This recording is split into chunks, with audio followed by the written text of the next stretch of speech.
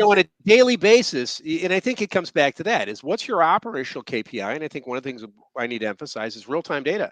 Yeah. I can't be looking at this stuff 45 days old. I can't. I need to see it now. I need to see it I need to look at last week, or I need to look at next month, what's coming up. And I think that's the reality check there. And again, the debt to equity and stuff like that. Okay, are those periodic KPIs that you're going to go revisit? Is somebody using that if you're trying to borrow money and things like that? But if you look at health of the business, and what are those things that really define, are you doing good? You know, what is that thing that you may not be paying attention to, that, hey, how did I go from 1 million inventory to 5 million?